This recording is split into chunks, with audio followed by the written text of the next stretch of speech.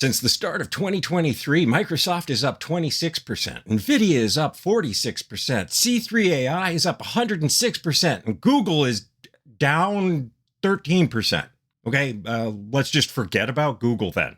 Are you too late to invest in the artificial intelligence craze? And if not, how should you do it? Plus, with next week's inflation report, which way are the markets going to go? Stay tuned as we talk about AI, CPI, and everything else going on in the markets and GETR's stock market outlook.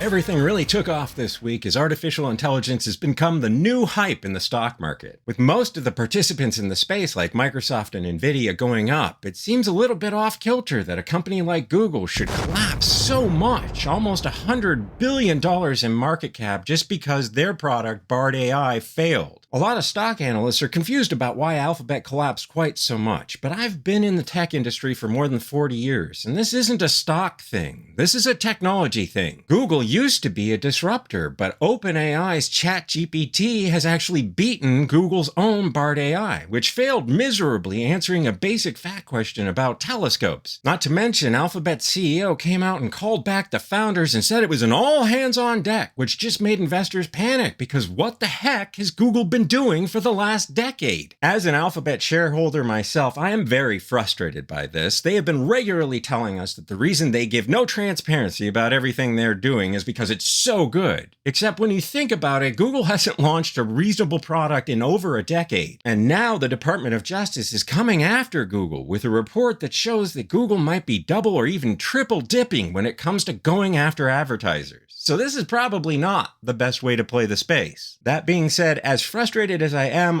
hanging onto my shares in Alphabet. I'm going to give them the benefit of the doubt on this one. However, for me, the best play in AI is Nvidia, with the ticker symbol NVDA. However, as you can see, Nvidia's had a really spectacular run since the beginning of the year. It's up more than 65%, so I wouldn't rush into this one. Instead, I would do what I normally do, and draw a Fibonacci retracement to kind of get levels of where you could start a position or add to a position. And you can see that it regularly pulls back to the 38.2% retracement around $195. Then we've got $184, which is a 50% retracement from the move to 230 from 138. And then you can also see that we've got a lot of support down here, just under the 61.8% retracement with a buy around $169. So there are a lot of opportunities, and since it has come up so fast, I would give it a little bit more time to pull back. On Tuesday, the next CPI report comes out. This is the Consumer Price Index, and it shows us the rate of inflation. And many people are expecting it to show that we're cooling off. However, I've heard analysts talk about since China reopened, the gas prices are going to increase. And there was also a spike in used car prices in January. And since the CPI report shows us what happens in January, it's very possible that inflation could be spiking again. If that happens, the Fed will have to continue raising rate hikes, which means the market will sell off pretty dramatically. And since I'm never bullish nor bearish, let me tell you the other side, the bull view. One of the analysts that I follow, Michael Gayed, and I'll leave his contact information below for both his Instagram and Twitter, has predicted the melt-up that we're currently seeing based on the conditions that he tracks. He thinks this melt-up will continue. In fact, he thinks it will continue until everyone thinks the bear market is over, at which point we will have a credit event.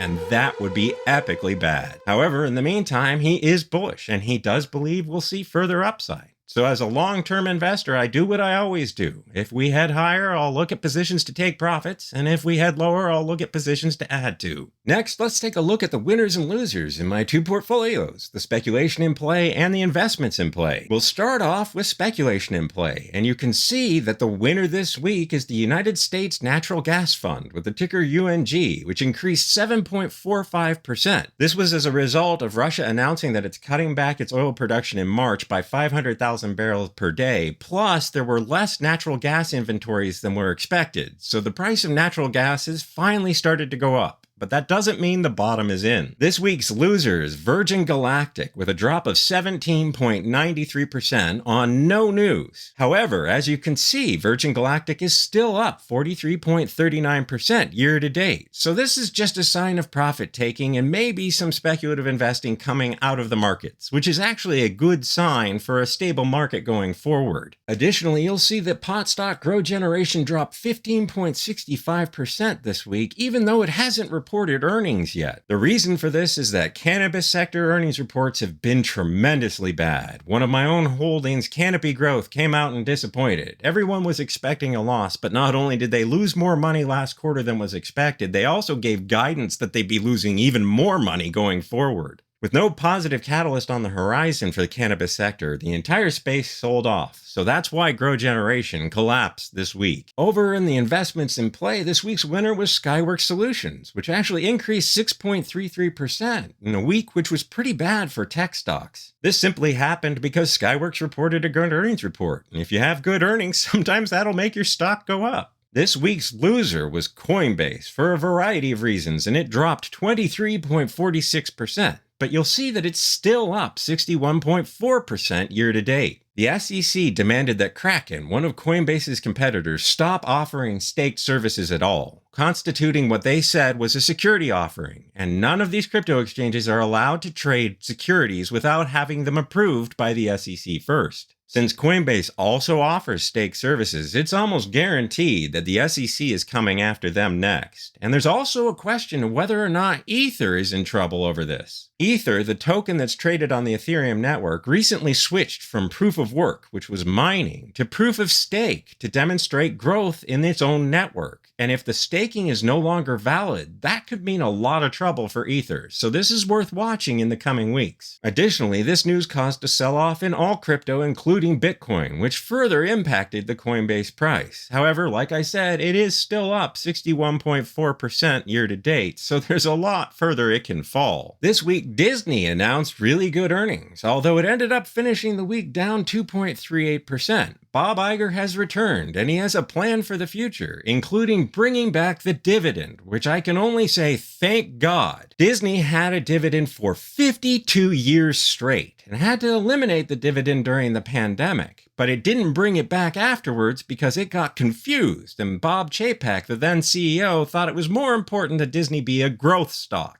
Disney is not a tech growth stock. They are a media conglomerate, and as such, they do owe their stakeholders a dividend. And that was good news that Bob Iger announced there would be a modest dividend returning sometime in 2023. Next up, let's look at how each position makes up the investments in play and see what that can tell us about market sentiment right now. You can see that Nvidia is still the biggest holding in the investments in play at 6.43%, followed closely by Apple at 6.37%. But in Nvidia's case, I think this has a lot to do with the AI craze, so it's not entirely that people are moving into speculative investments as it is a secular rotation. I was also pleased to see this week Dow has become the 5th largest position again, at 5.4%, beating out the new spec basket, which is filled with incredibly speculative positions and could indicate that speculative investing is pulling out of the market. As I said, that would be a good sign going forward. So for me, going into next week, I'm holding off making any big moves until we get that CPI report on Tuesday, because that will give us the next direction for the markets. Thank you for watching. Please hit like and subscribe, and I'll see you in the next video.